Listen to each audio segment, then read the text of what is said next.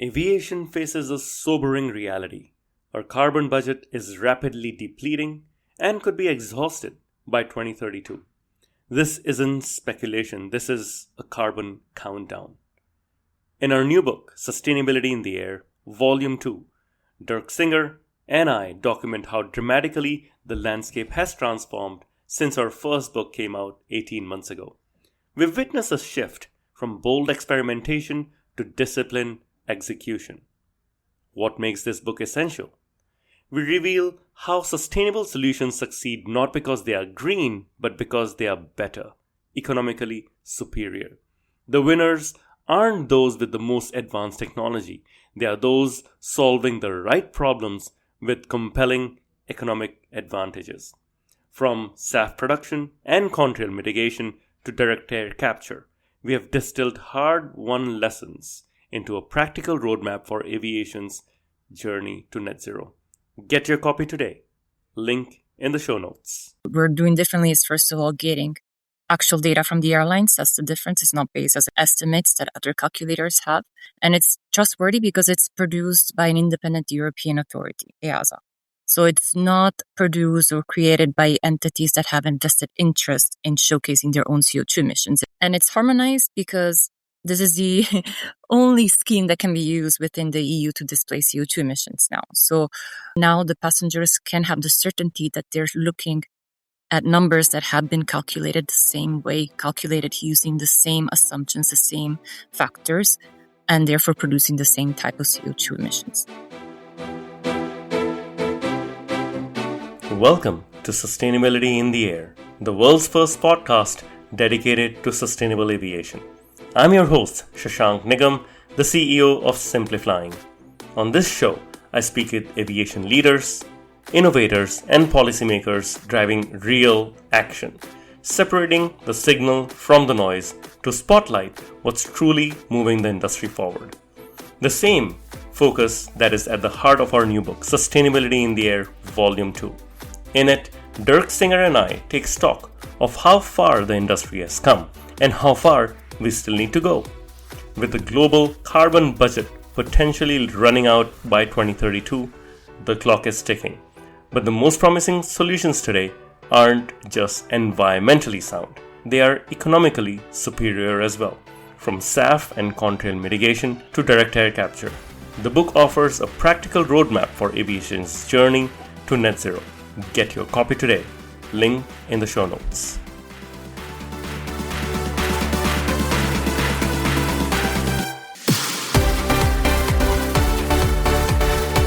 My guests today are Achilles Ahilos, Strategic Programs Officer, and Martina Di Palma, Sustainable Aviation Officer at the European Union Aviation Safety Agency, or EASA. At EASA, their work sits at the heart of Europe's effort to bring transparency and accountability into aviation's decarbonization efforts through the EU's Flight Emissions Label, an initiative that gives passengers harmonized, verified CO2 data for their flight. In this conversation, we explore why the label was created, how it uses real fuel burn data for CO2 emissions calculations, and what it means for airlines navigating regulation, sustainability claims, and how it ultimately builds customer trust. Martina and Achilles, welcome to the podcast. It's seldom that we do a duo podcast, but here we are because I think both of you have very important things to share about communicating sustainability and communicating it well. You are both from EASA, and what's interesting is when we met in person, you shared about the flight emissions label. Can you tell us a little bit more about why the flight emissions label is being launched by EASA and why now? Sure, and first of all, thanks a lot for having us. It's a pleasure that we have this opportunity. So, to go to your question directly, why having a label and what is the label? It is not something that came up very spontaneously. I think EASA has been looking into ways together with the European Commission and DG Move to incentivize air operators in the use of sustainable aviation fuels. And the label came together with the introduction of the RefuelEU Aviation. So they are part of the same legislative package. So what the label is intended to do is to give airlines the opportunity to disclose their CO2 emissions when they are discounted by sustainable aviation fuel. So that's the idea behind flight emissions label, and that's why it was introduced in this time frame. And so that's more or less a bit of a historical background as to why we are having this. And Martina, do you have something to add on that? Yeah, and really the purpose is to provide increased transparency from the sector as well towards the passengers. So the passengers have this increased visibility on what the sector is doing in terms of decarbonizing and ensuring that they're using a standardized calculator to calculate CO2 emissions. But why is this needed? Why do you feel that EASA needs to pilot this? Because, I mean, I can go on Google Flights and see what is the carbon emissions for my flight. Why is there a need for a label? I mean, we were feeling, and this is what we were hearing also from the industry, that there was obviously a level playing field, which, it's one of our favorite phrases when we talk about the EU legislation. As we speak today, there's still not a harmonized way of calculating emissions. So the idea here is that at least within the jurisdiction of the European Union, that we have one way of doing that, so that when airlines disclose these emissions, then the consumers know that, this has been all calculated in exactly the same way. So that number means the same in each and every platform, whether you see it on Google Flights or on the airline e-commerce platform. I mean, when you were doing the research and coming up with this, did you see or look for existing labels or existing methodologies that are already out there? Was that part of the consideration? Yes, definitely. We before we went into having a legislation, and it's very typical in the EU system.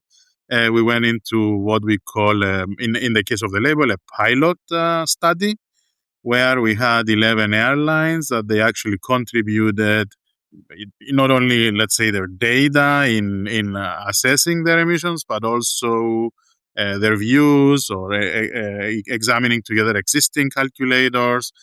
And what came out was that there was obviously a need to have a way of getting that number by using actual fuel burn and not estimates. Because, and this is the big difference of the flight emissions label with existing models of calculation of flight emissions. And I'm curious, Martina, specifically here, you talked about flight emission labels as trustworthy and harmonized. Can you explain what this label means in simple terms? Yes, no, absolutely. And as Achilles mentioned or hinted to just now, there's already other calculators that exist out there. It's nothing new what we're doing. What we're doing differently is, first of all, getting actual data from the airlines. That's the difference. It's not based, as Achilles mentioned, on estimates that other calculators have. So we get real verified data from the airlines. And it's trustworthy because it's produced by an independent European authority, EASA. So it's not produced or created by entities that have invested interest in showcasing their own CO2 emissions. It's an independent party, an authority that makes the calculation and therefore increases the credibility of such scheme. And it's harmonized because this is the only scheme that can be used within the EU to display CO2 emissions now. So as Achilles also mentioned, now the passengers can have the certainty that they're looking at numbers that have been calculated the same way, calculated using the same assumptions, the same factors, and therefore producing the same type of CO2 emissions, at least based on the same foundations. So it's not going to be that one airline will produce its CO2 emissions based on its own calculations, and the other one produces different CO2 emissions based on different assumptions. It's all based on same assumptions and therefore a harmonized approach. Makes sense. So you're thinking this is like one of those refrigerators which have a energy label attached to the back of the door, and the consumer gets it. Oh, this is an orange or a green or a red. Is that right? To a certain extent, when it comes to the flight emissions, it's the CO2 value. Right. This other labels that you're referencing are other, let's say, options that we are looking into as well. Okay. And now you're, of course, EASA, so you're very familiar with the regulatory side of things. So which elements of the RefuelEU regulation underpin the label, and how do they shape the voluntary to mandatory evolution foreseen in this implementation? When it comes to the regulatory foundation, so it's basically regulated by Article 14 of the RefuelEU regulation. So the regulation regarding the SAF mandates and the fuel tankering for the aircraft operators. So it's governed by the RefuelEU regulation.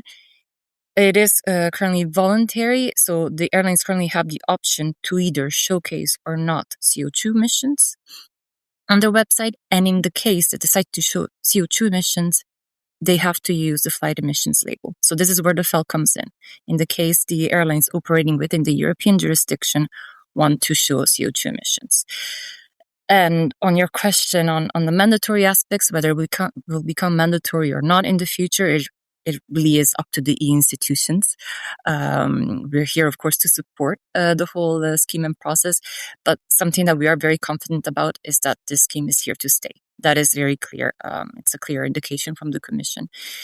Of course, we can discuss, and we will discuss with the relevant stakeholders the participation format within the scheme. So let's talk about stakeholders. I would say airlines are one of the most important stakeholder here. How have you consulted with them leading up to this part, and what will be required of the airlines? Wouldn't this add to their already very large reporting jobs and tasks that they have? No, I mean, definitely. As I mentioned a bit before, I mean, we didn't came up with this idea alone or in isolation. It was something that actually, to look a bit at the background of this, was actually something that a lot of stakeholders wanted. At the time and before the COVID crisis, we started with this exploration.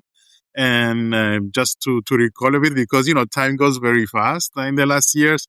It was at the time of flight shaming, and the idea there was that airlines were already doing a lot of effort in terms of sustainability. You just mentioned, all the effort they are doing to just report. So, I mean, we also need to acknowledge the financial investment that goes into this.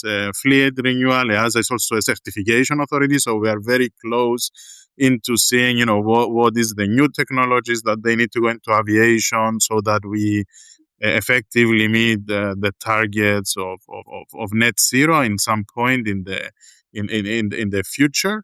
So the idea of having a label actually came, very early, and with I would say the support of many stakeholders that the EASA consults. It is part of the EASA governance of that these consultations happen. And we launched back then the first pilot project together with the DG Move. And during that pilot project, we consulted with various airlines and other partners like companies which are also, let's say, in the digital or on the online travel agents like Google Flights or Travelist or Skyscanner with Amadeus. So we took the full spectrum, of course. Again, as a certification authority with the OEMs, we had a lot of discussions about how this scheme should be shaped. That led into different, let's say, proposals. And again, I would say the Commission basically was pursuing an instrument that would actually give to the airlines to be able to display or demonstrate efforts they are doing as refuel was coming in, to make it a bit more, let's say, okay, yeah, we are asking you another reporting, but this time let's also look at the consumer side, because again, airlines, they have to undergo all this reporting, and we acknowledge it as also as one of the EU agencies now that we are also responsible for refuel. But the consumer, actually, they know nothing about this. They cannot understand that the airlines are giving millions of euros for EU ETS. The investment that goes into having and uplifting staff. So the idea behind this is that at least we can build a channel that goes directly to their customers, where they can say very clearly and without any suspicion of greenwashing, you know what, this is what we are investing, and this reduces your environmental impact when you are deciding to fly with us. So that's I would say a combination of answers as to how airlines or the stakeholders were involved, and how that led to the regulation a few years later. Martina, have you got any interesting perspective? Was there any pushback you heard from airlines while you were implementing this and consulting with them?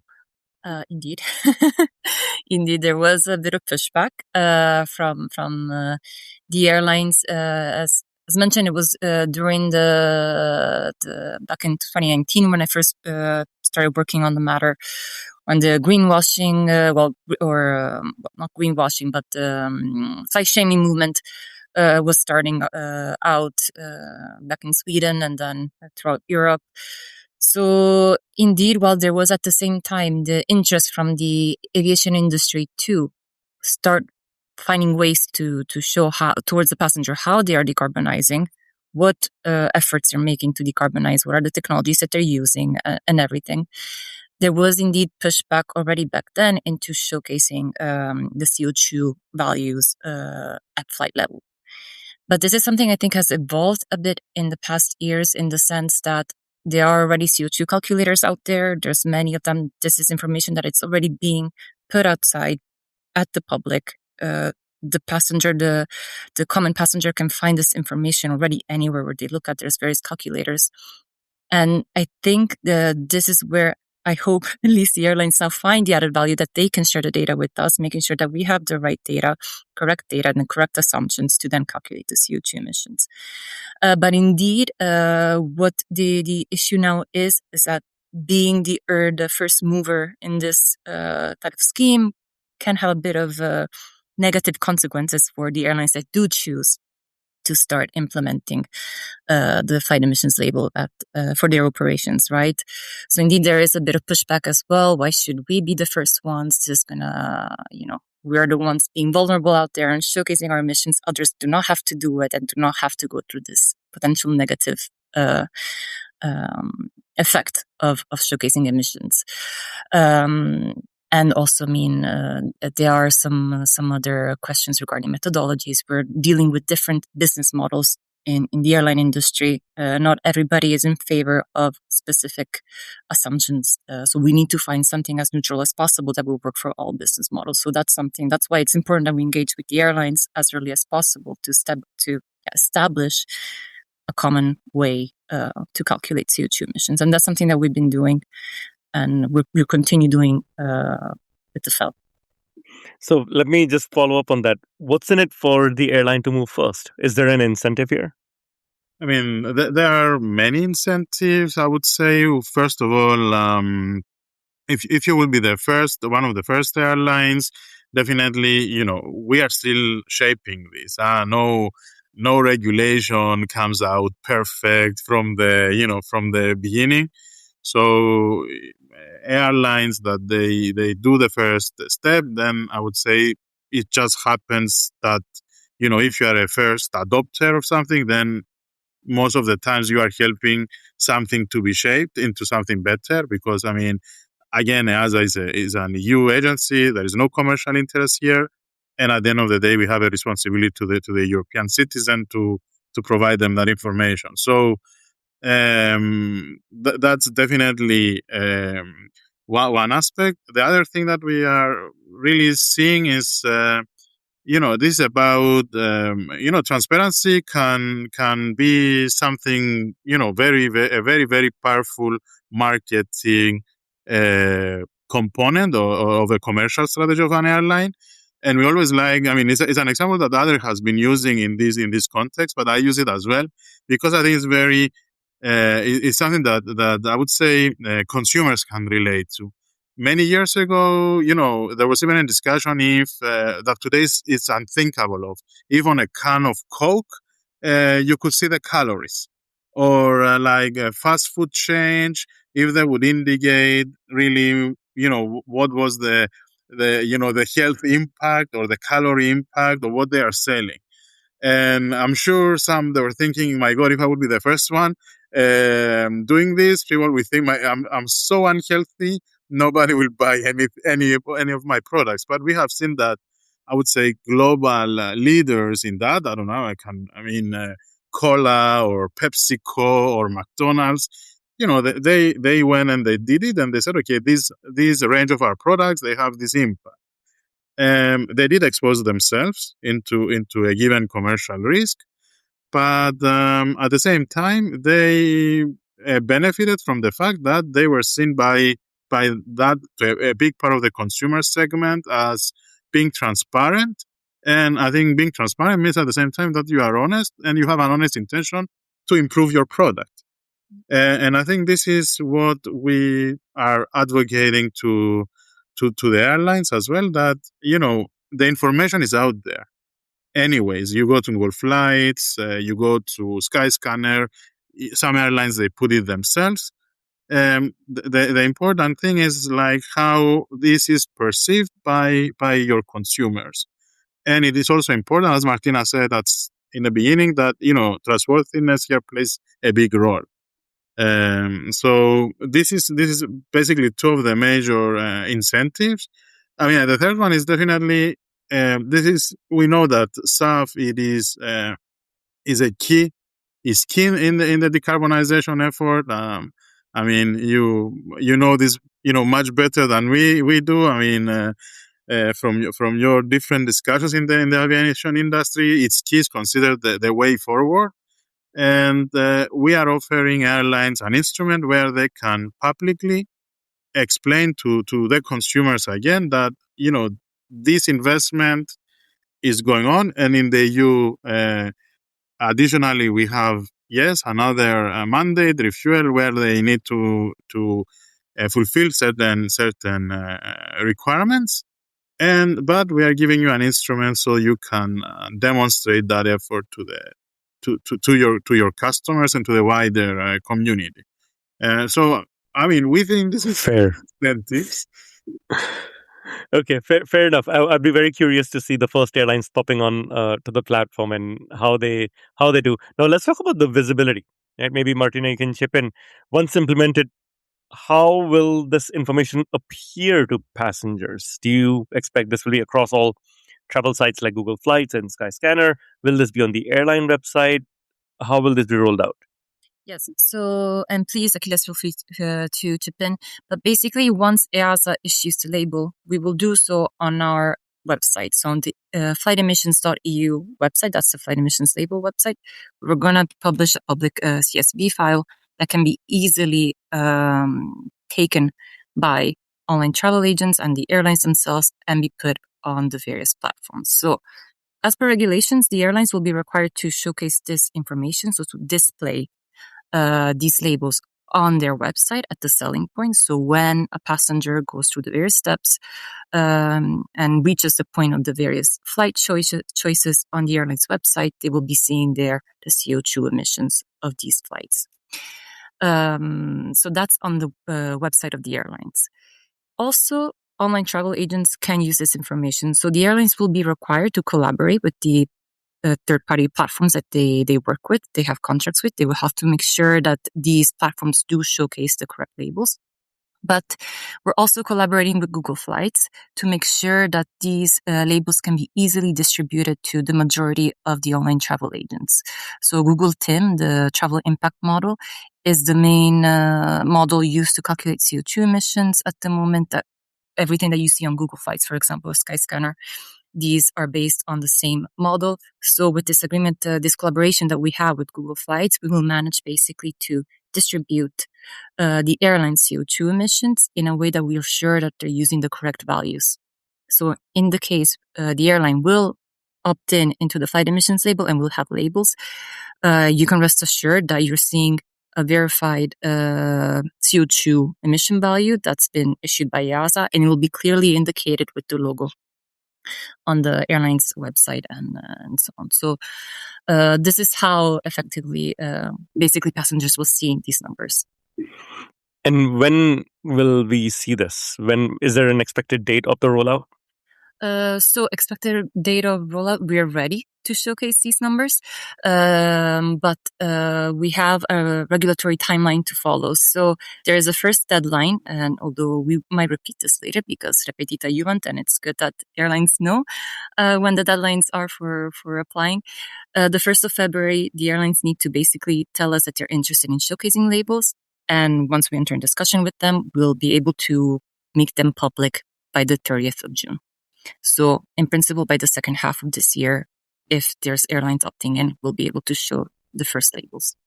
And because this is an opt-in, is this going to be primarily European airlines flying European routes, or can this be any airline flying anywhere? So it can be any airline arriving or departing from the European airports. So in principle, if you have a route within the EU and the main European Union airports, you can have labels. We will also allow possibilities to have labels for routes that are out of the scope, but simply they will not have the verified logo that is for the European, let's say, jurisdiction. Is there anything for airports to do here? I'm just wondering, thinking out loud. At this point, not. We are not looking into airports. We are looking at the flight component, and we are also we'll start looking, which was anyways part of the original idea. We just went on the flight-to-flight component because it was the most relevant at that point for the consumers. But we will look into the aircraft as now going to your fridge example, which is more closer to that you see something as a product. And we will also would like to see the potential and discuss together with airlines, as we did with the first pilot, what would be the views around an airline technology index at corporate level, so that we don't just judge or assess an airline on a flight basis, but we look at the overall let's say situation or behavior in terms of sustainability with an airline. And this is actually a request we have been getting from many airlines, that they say it would have been more interesting that we are not only judged on this very on that component, but that the consumer have the big picture. So when we think that makes sense, and we are here to explore that. If that makes it at the end and gets integrated into the regulation, we cannot preempt that, but definitely we are willing to look at this with the airlines that they are willing to share and work with us on this. Right. So from what I understand, right now the onus is on the airlines to report this data to you. What safeguards are in place to prevent misreporting or selective disclosure or emissions related, what might be considered as greenwashing?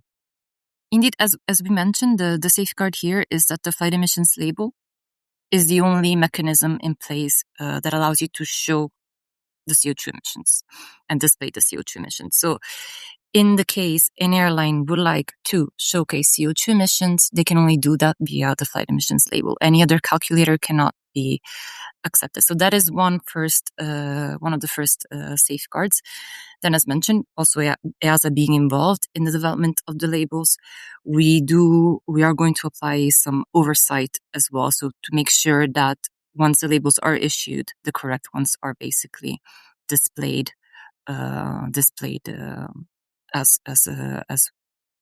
as we basically agreed throughout the whole process with the airlines.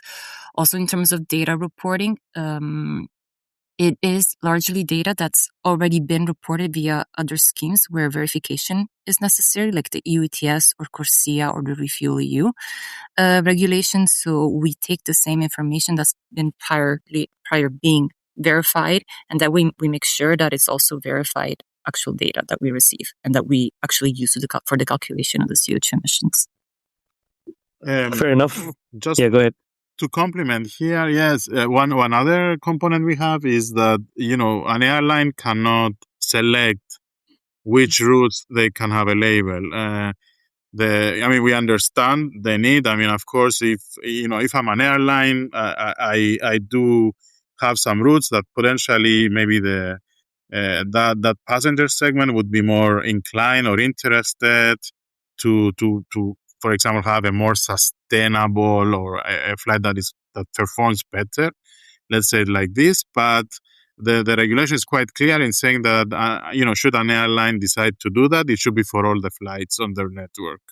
That they are within the European jurisdiction, of course.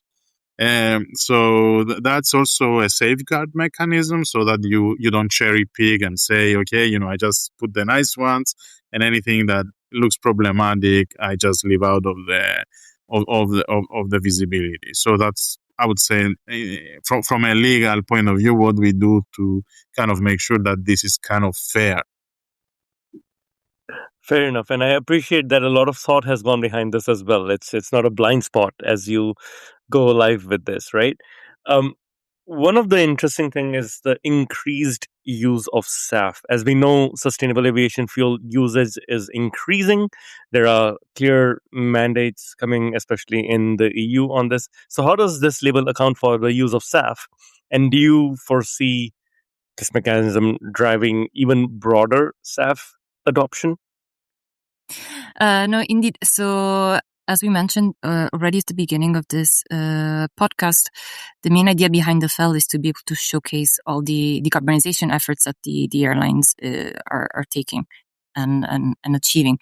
And SAF being a big chunk of this effort, or the most readily available, the FEL does discount the use of SAF on the flight emissions. So the more the airlines use SAF, the more or the less CO2 emissions their flights emit, right? So this indeed is seen as a mechanism as an incentive for the airlines to buy more SAF and uplift more SAF for their operations. So again, because we are at the early stages of this implementation, we are looking at ways to optimize this accounting for SAF within the label. So we are working closely with various airlines that we're already testing the system with, like Air France-KLM, on seeing how to best approach the SAF discount. But it's definitely a tool that can incentivize the uptake on more SAF, especially once it gets more reach. Once it's used, and there's going to be clear benefits, visible benefits of CO2 reductions. Okay, since you mentioned Air France-KLM, they do have this flight from, I think, Amsterdam to London City and Amsterdam to Hamburg Airport. So I think Amsterdam to Hamburg would be under the scope of this, where it's 100% SAF for that flight, and all passengers are already paying for it. It's included. So I'm wondering, would this flight and other flights like this be treated any different by this label? No, at the moment. So basically, so for example, you mentioned the flight from Amsterdam to London. It's basically going to be treated the same because it's departing from a union airport. So if SAF was purchased from that union airport, it will definitely be accounted within the flights that are taking place between Amsterdam Airport and London City.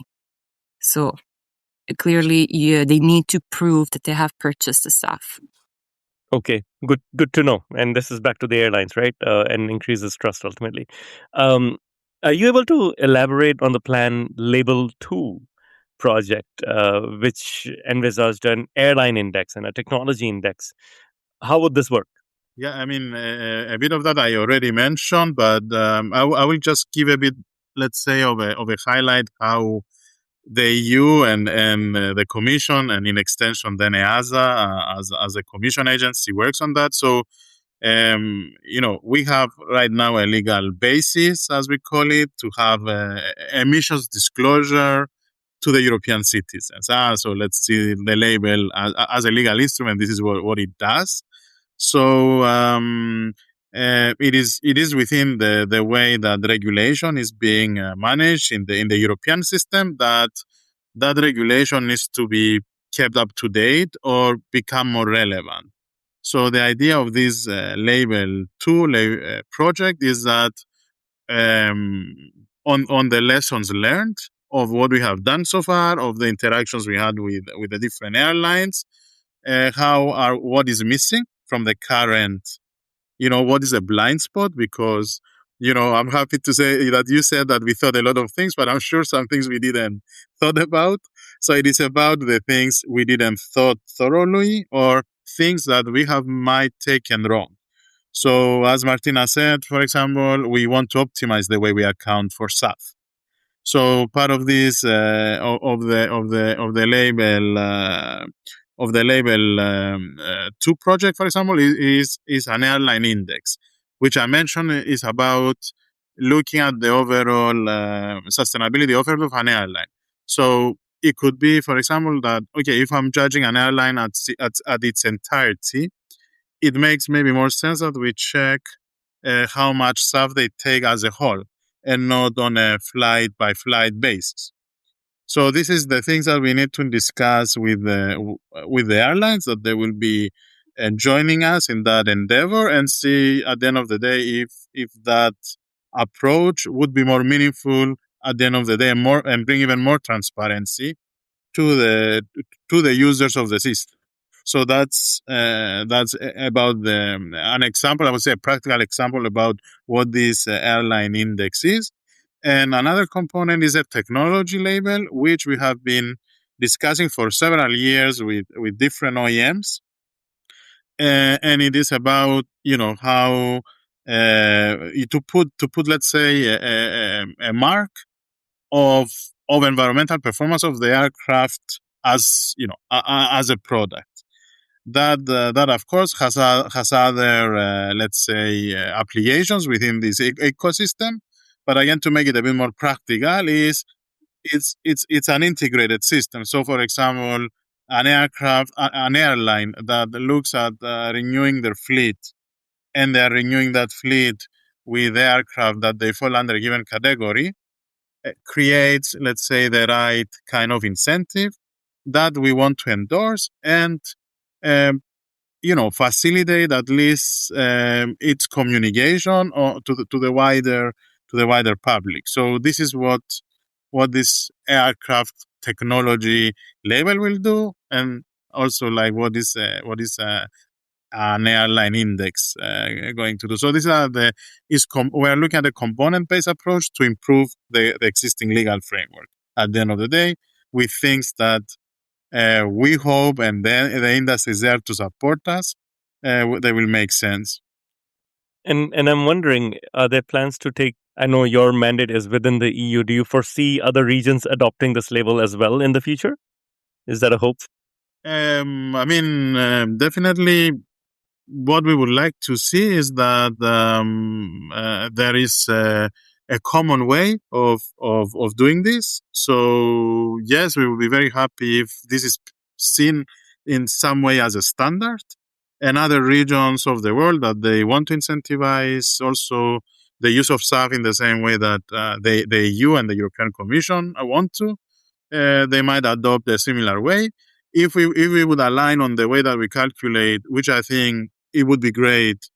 EASA is it is within our culture and our nature to to share that thinking and that information. I mean, the code base, for example, for the flight emissions calculator, it's public. So it is not a black box calculator. Anybody can download this, for example. So we are willing to make all the instruments necessary for other regions to basically adapt themselves in that system. Yeah, I hope that will work, and in 10 years from today, everybody uses the same, and if not the same, something very similar. Glad to hear. Very glad to hear. Um, I'm wondering, you've already launched it. Airlines have till, you'll get all the responses from the airlines in February. By June, you will have this live. Do you foresee any hurdles from here? Any challenges you need to overcome or airlines need to overcome before this becomes mainstay from June onwards? Hurdles per se, no. I mean, as mentioned, it is, it's still relatively new. So potentially we might find some issues with the reporting, but it's nothing that we cannot work through it because it's a matter of, engaging with the airlines, between the airlines and EASA to see how the reporting can be done smoothly. But at this stage, it's really about the reporting. We understand that maybe one of the hurdles is actually the quantity of reportings. It is something that's being raised every time that we talk about the label, that there's already enough reporting that the airlines need to do. There's the UTS, there's the refuel, and so on. And this is just extra reporting that they would need to complete. But our response to that is don't be afraid and don't be shy, because we're going to be there in any case, supporting the airlines that do decide to opt in. We're going to help them with the data gathering. We're going to tell them exactly what data we need and in what formats. This is information that is available, but we are going to basically be supporting the airlines that do wish to join.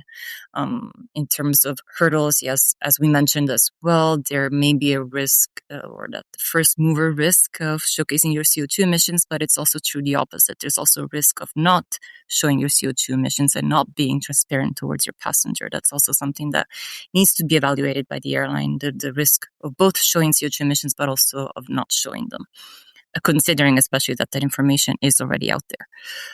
But apart from that, we were basically ready to go. And as you mentioned, the first deadline is 1st of February. It's a non-binding or not commitment deadline in a way. Is just for us to be able to prepare for the workload that we're going to face. Got it. I think this is very interesting and exciting. And like I said, when we met in person, it is important to build trust in aviation when it comes to sustainability. We've all seen what's happening with the greenwashing claims and how airlines have to defend themselves, and that doesn't help anyone. So I think this flight label is a step in the right direction. I think it's a big step in the right direction, and I really appreciate you both sharing what went on behind the scenes and how you're helping airlines facilitate this label as well. It had to come from an independent party, and I'm glad that EASA is taking the lead. Any final words or thoughts that you'd like to put out? I mean, from my side, it's talking about the next, let's say, couple of months.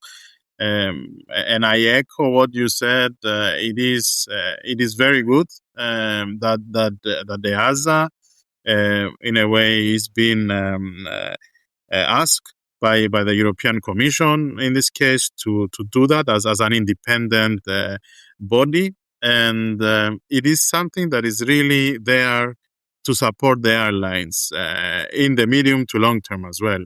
So if that would be my message, is like if airlines would like to think the long term, let's say, perspective, and how this can be, how does this relate to their consumers? Having the label, it is the way to go, and it's just I would say allows for a very trustworthy information being shared away from any possible green claims. Perfect. Once again, congratulations coming this far. I'm looking forward to the label going live in June, and hopefully we will release this podcast before that so everyone is aware of the process and the thinking that goes behind it. Thank you, Achilles and Martina. Appreciate your work. Thank you so Thank much. you. Thank you. Thank you for listening to this episode of Sustainability in the Air. Aviation is one of the hardest to decarbonize industries, yet there are multiple paths to get to net zero. Awareness is key to a green future. So please give us your support to help our sustainable aviation insights reach a wider audience. You can do this by sharing this episode on your network, on LinkedIn, Twitter, or even WhatsApp. Or perhaps you might consider leaving a review on Apple Podcasts, Spotify, or wherever you listen to this episode. You can start a conversation with us by writing to us at podcast@simpliflying, that's simply with an i.com. And for more content on sustainable aviation, please visit our website green.simplifying.com and join the movement. Sustainability in the Air is an original podcast by Simplifying. The show is produced by Juraj Toth in Slovakia. Dirk Singer is our Director of Sustainability, who leads research for each interviewee out of Greenwich, UK. Shubhadeep Pal is our Supervising Editor based out of Mumbai and Singapore. The articles are written by Ayushi Badola in Dehradun in India and Mira Hull in Montreal, Quebec. Creative design is led by Ligia Esteve in Montreal. Baiba Drimen is the project director for the show based out of Valencia, Spain. Special thanks to Wendy Sim in Singapore. And I'm Shashank Nigam, the CEO of Simplifying and your host. Please feel free to connect with me on LinkedIn.